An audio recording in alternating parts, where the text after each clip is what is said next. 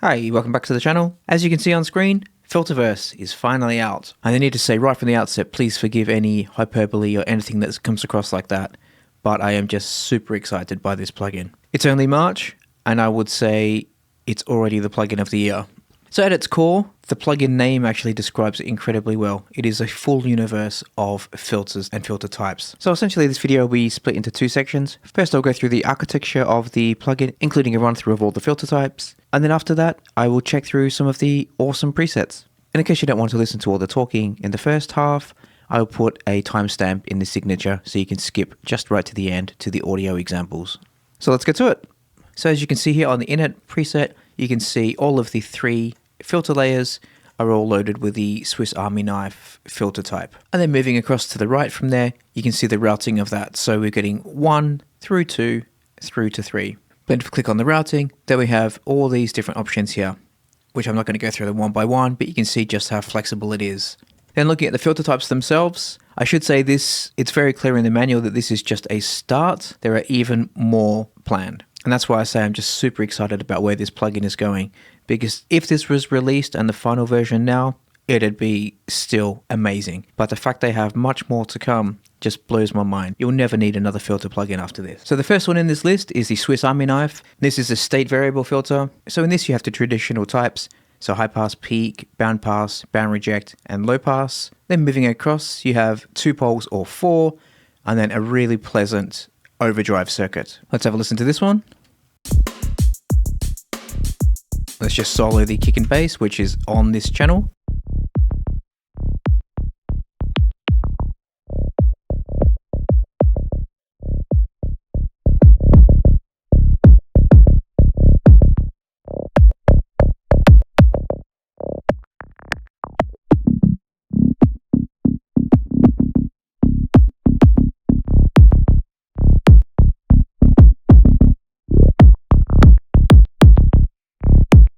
So while I go through the filter types, I'm not going to spend too much time on them because I'll be here forever. There's just so much involved in each.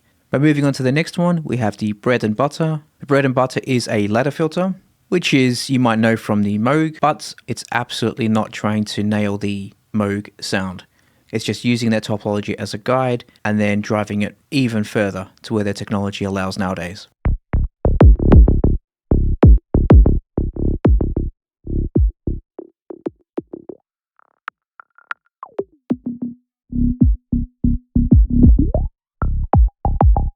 Again, as I said at the start, everything about this plugin just screams quality. So if you look at the resonance, look at their little glow in the middle, get higher and higher.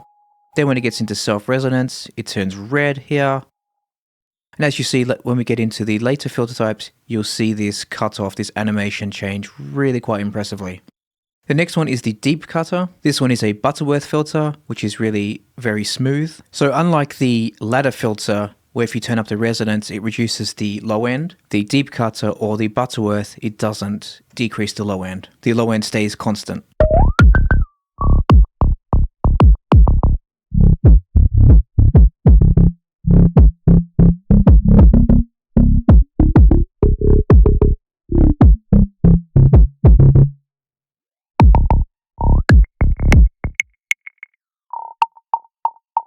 This one is all the way up to 16 poles.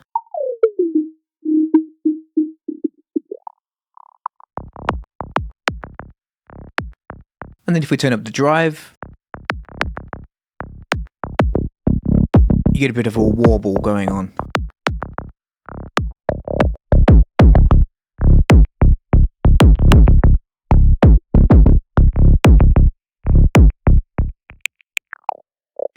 Moving on to the brick wall. Now, as you can see by the visual here, and by the name obviously, this is the steepest filter in Filterverse. Even a 12-pole brick wall is much steeper than the 16-pole in the previous deep cutter. Brick wall is based on the Chebyshev filter, and as you can see here, there's no saturation on this one. That's with the intent to make this as clean as possible.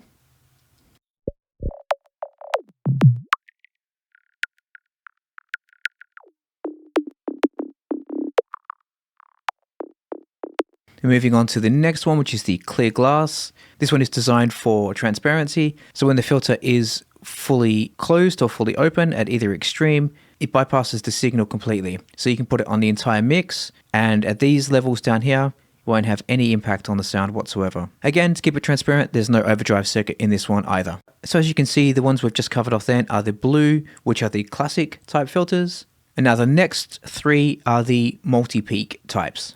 So the dueling bands, we have two bandpass filters. So as you can see there's just one that is visible. That's because the spread is set to 0. If we turn this up, you can see the other one starts to appear. The second of these filters is also phase inverted, so that when you move them close, they cancel each other out.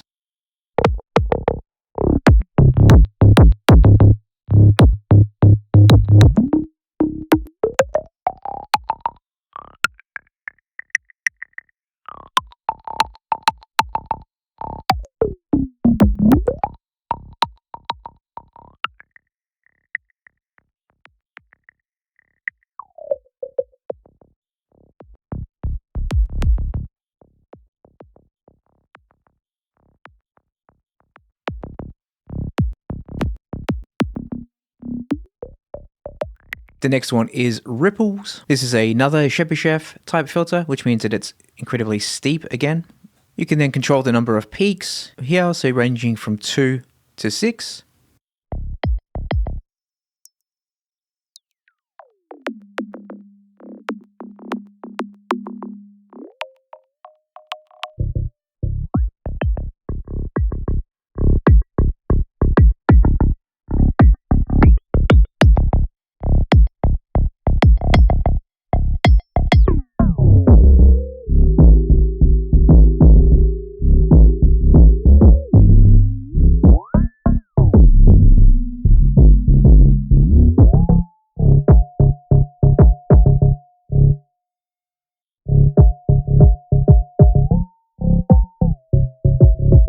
The next one is called double slit. Essentially you have two ripple filters in this one. So as you can see there, the number of peaks ranges from 2 to 4, and then you can change the spread over here.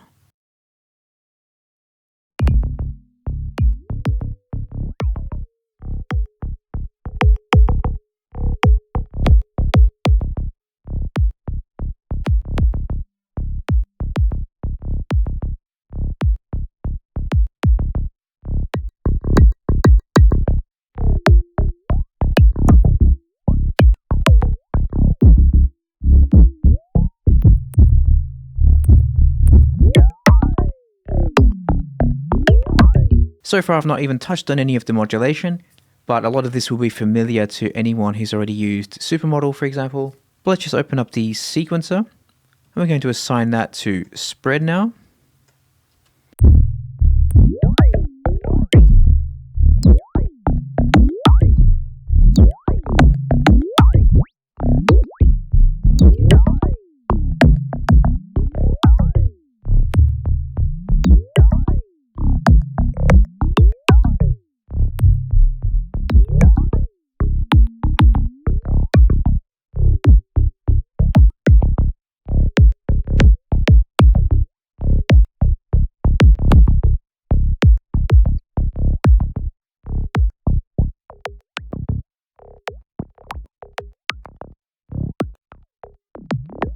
The next is Robocomb, which I suspect is going to be many people's favorite. This thing is ridiculous. And as we get into the animation types, you can see how just insane this little thing in the middle is, and only gets better. If we turn the type up, you can see it adds little branches on top of that. So now we're 6/6, which means we have 6 little branches here. If we turn this down, we get 1.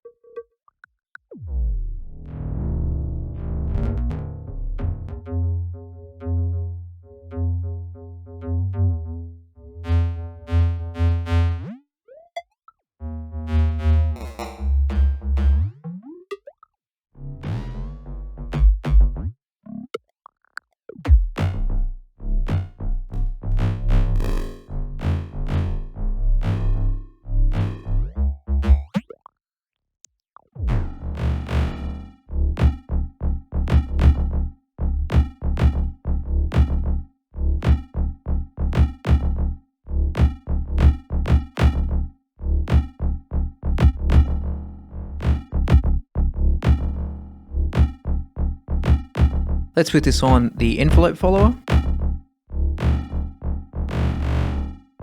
so that when the kick hits, it's going to increase.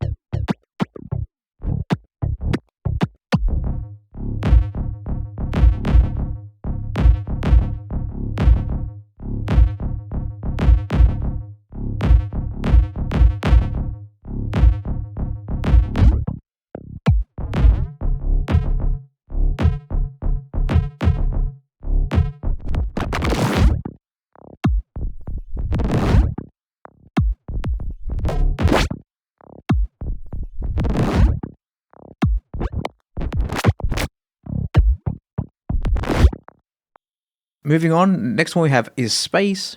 Space was influenced by the Comet reverb, but it's more of a filter adaptation than it is a reverb itself.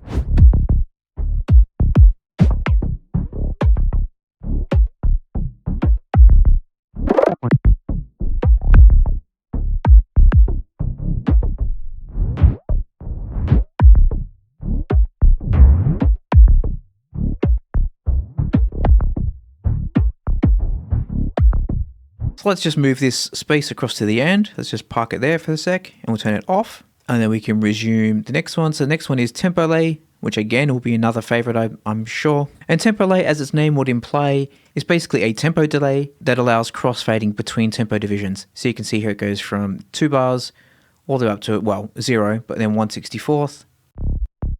So if we were to modulate this,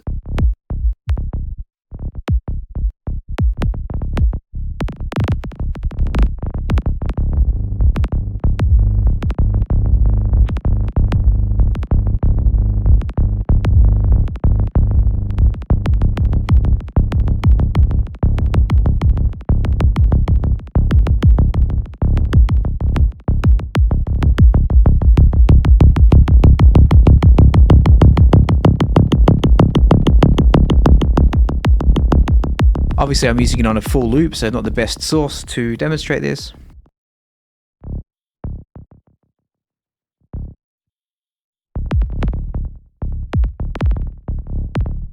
And the next is bypass, which seems a bit redundant at first, but the reason why it's here is just in case you want to have final panning or phase or mid-side adjustments. So it's a good little feature just to have, just in case you need it. You probably won't need it that often, but it's good to have just in case. And then, now that you have all those filter types, there are plenty more to come. So just having a quick look at the manual now. Ones that Polyverse have already mentioned are, there's a cliffhanger, there's a flanger, there's a phaser, there's an all-pass filter, there's a string, a spring. So that's what, 5 or 6? Plus there's what, 11 in here already. So it is an absolute monster of a filter plugin. Okay, so now let's listen to some of the awesome presets that we have. This is back on the init patch now. Click on init down here. Then it looks like 221 that are shipped with it. So we're currently listening to a drum loop. So let's click on this very helpful context menu down here. Let's click on drums.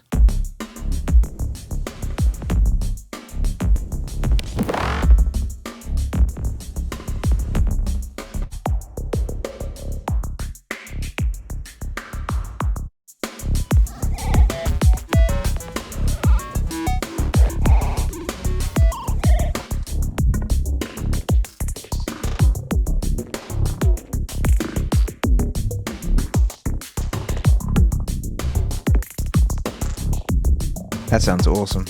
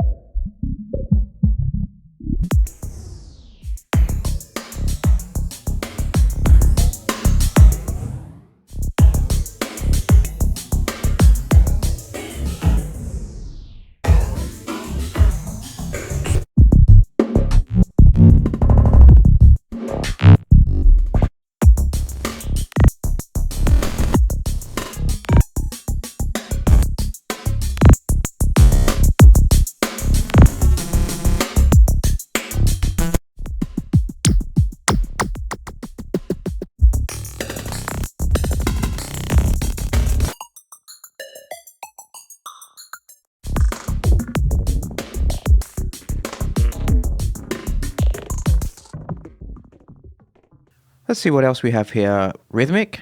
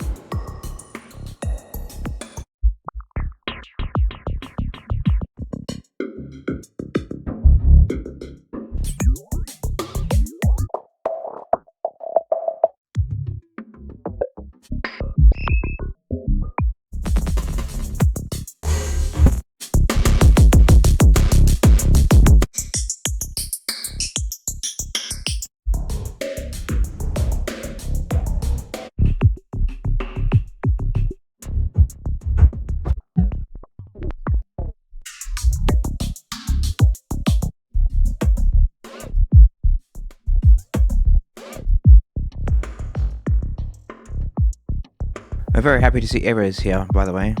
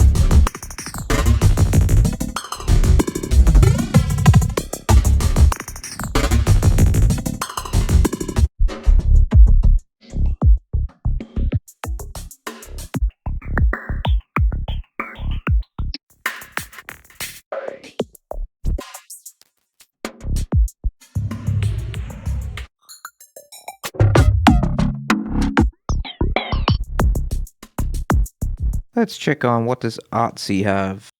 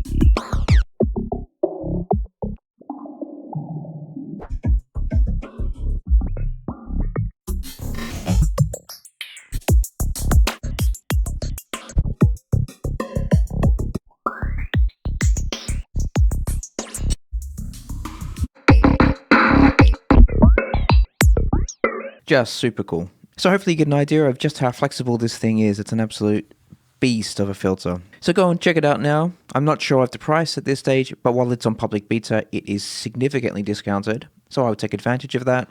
And yeah, have fun. It is only, what you see now is only the tip of the iceberg with plenty more to come. So thanks for watching, and I'll see you next time. Bye bye.